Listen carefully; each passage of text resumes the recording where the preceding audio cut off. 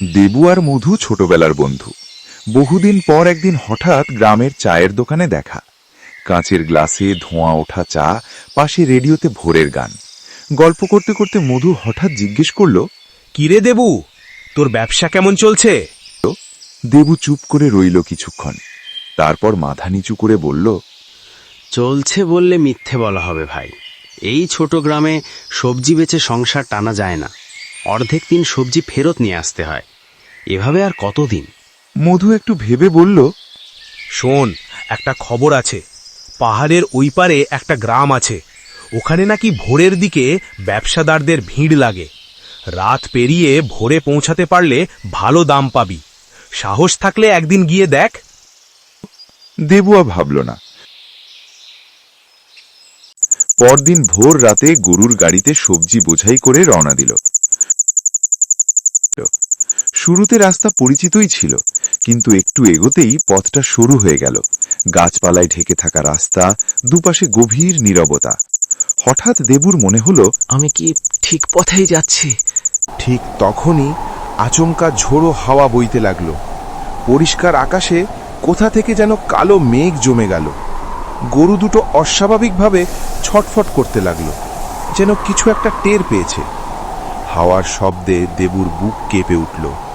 চারপাশে এমন নীরবতা, নিজের নিঃশ্বাসের শব্দটাই কানে বাজছে। হঠাৎ গাড়িটা আর এগোলো না। দেবু নেমে পড়ল। কয়েক পা হেঁটে চারদিকে তাকাতেই তার চোখ ছানা বড়া। চারপাশে মাটিতে পড়ে আছে মানুষের খুলি, হাড়, কঙ্কাল। কোথাও আধা পোঁতা, কোথাও পুরোটা বেরিয়ে আছে। দেবুর গা শিরশির করে উঠল। মনে হলো বুকের ভেতর কেউ বরফ ঢেলে দিয়েছে। ভোরের আলো ফুটতে এখনো অনেক দেরি। আমি এখন কি করব? কোথায় যাব? হঠাৎ পেছন থেকে খসখসে একটা শব্দ।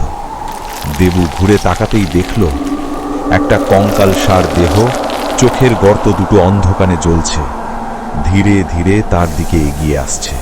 দেবু, আর কোথায় যাবি? আয়, আমাদের কাছেই আয়। কণ্ঠটা যেন বাতাস কেটে কানে ঢুকল। দেবুর পা জমে গেল। দৌড়াতে চাইল, পারল না। মনে হলো পায়ের নিচে কেউ শক্ত করে ধরে রেখেছে। একটা নয়, দুটো নয়, চার দিক থেকে একের পর এক কঙ্কালসার দেহ বেরিয়ে আসতে লাগল। কারো মুখে মৃদু হাসি, কারো দাঁত বের করা বিকৃত চেহারা।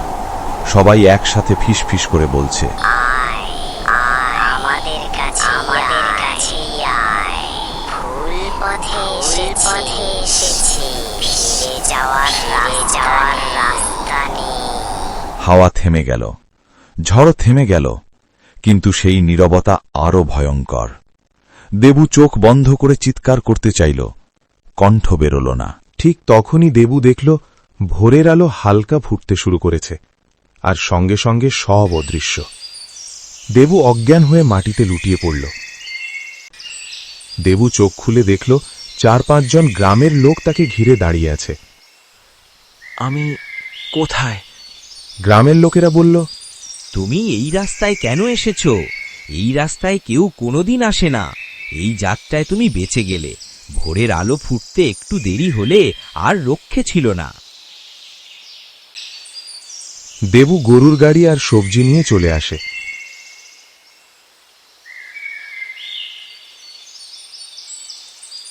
তারপর থেকে দেবু আর কোনোদিন সেই পাহাড়ের ওপারের গ্রামের নাম মুখে আনে না। আজও কেউ কেউ বলে ওই পথটা নাকি অভিশপ্ত। ওই পথে যাওয়া তো দূরের কথা, কেউ নাম পর্যন্ত নিতে চায় না। আজও সেই কঙ্কালের ডাক দেবু কানে ভাসে।